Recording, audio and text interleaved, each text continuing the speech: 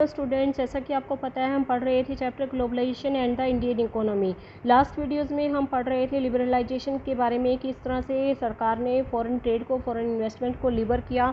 अगर उनको क्या करना होता है, जैसे हमारा देश इंडिपेंडेंट हुआ था तो उन्होंने टैक्स लगा दिए थे ताकि लोकल प्रोड्यूसर हैं वो फॉरेन कंपटीशन फेस ना करें और हमारी जो लोकल इंडस्ट्रीज़ हैं वो भी फल फूल सके।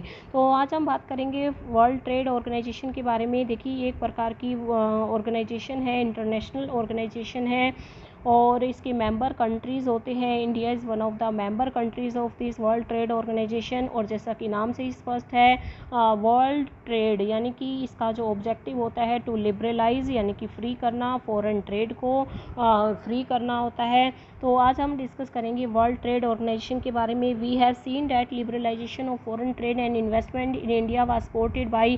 देखिए, लिबरलाइजेशन हुआ है जो वो काफ़ी इंटरनेशनल ऑर्गेनाइजेशन है, इस बात को शुरू से ही सपोर्ट कर रही हैं कि होना चाहिए, कंपटीशन होना चाहिए बिटवीन कंट्रीज़ ताकि अच्छे से अच्छे गुड्स को प्रोड्यूस किया जा सके। ये ऑर्गेनाइजेशंस का कहना है कि all barriers to foreign trade and investment are harmful. कोई भी बैरियर्स होता है, कोई भी टैक्स लगाना, कोई भी बाधा क्रिएट करना फॉरेन ट्रेड में, फॉरेन इन्वेस्टमेंट में बहुत ही हार्मफुल होता है। There should be no barriers, कोई बैरियर्स नहीं होना चाहिए, ट्रेड फ्री होना चाहिए। All countries in the world should liberalise their policy. Countries के अंदर जितने भी वर्ल्ड में जितनी भी कंट्रीज़ हैं, दे लिबरलाइज देयर पॉलिसी, उनको अपनी पॉलिसीज़ को लिबरलाइज करना चाहिए। वर्ल्ड ट्रेड ऑर्गेनाइजेशन उनमें से एक ऑर्गेनाइजेशन है जो ये चाहती है कि इंटरनेशनल ट्रेड लिबरलाइज हो जाए और started the initiative of the developed country. और इन्होंने अपना जो स्टेप है वो डेवलप्ड कंट्री से ही शुरू किया है। और जो इसमें जो WTO है, इंटरनेशनल ऑर्गेनाइजेशन है, इसमें वीटो पावर है वो US के पास है। WTO एस्टेब्लिश रूल्स रिगार्डिंग, इन्होंने रूल्स बनाए हैं इंटरनेशनल ट्रेड को लेकर, जिसको सभी कंट्रीज़ को इसका पालन करना पड़ता है जो मेंबर कंट्रीज़ हैं। 2016 में इसके मेंबर कंट्रीज़ थे 165 और वीटो है। आज करंटली कितनी है वो मैं आपको एक बार नेट पे से चेक करके और जो शॉर्ट क्वेश्चन है उसमें से लिख के दूंगी। वीटो is suppose to allow free trade for all and practice it is seen that developed countries have unfairly retain trade barriers. On other hand वीटो rules have force the developing country.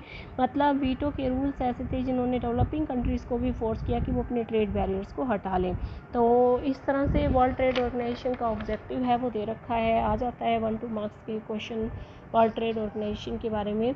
तो next video में हम पढ़ेंगे impact of globalisation in India, यानी कि globalisation का क्या प्रभाव है इंडिया में, इंडिया पे क्या प्रभाव पड़ा है। आपको पता है सब चीज़ों पर प्रभाव पड़ता है। आज आपके सामने चॉइस है, गुड्स की चॉइस है। आज आपके सामने आप कार खरीदने जाते हैं, आपके सामने बहुत चॉइस होती है। आज आप बिस्कुट खरीदने जाते हैं, आपके सामने बहुत चॉइस होती है। आज आप कोई भी साबुन खरीदने जाते हैं तो भी आपके सामने, मतलब आपके सामने चॉइस ही चॉइस है, wide choice of goods available.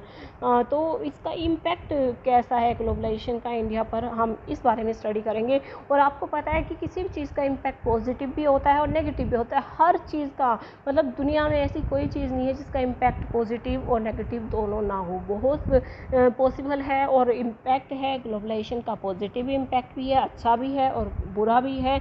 तो दोनों एस्पेक्ट्स के बारे में हम अपने अगले वीडियो में डिस्कस करेंगे।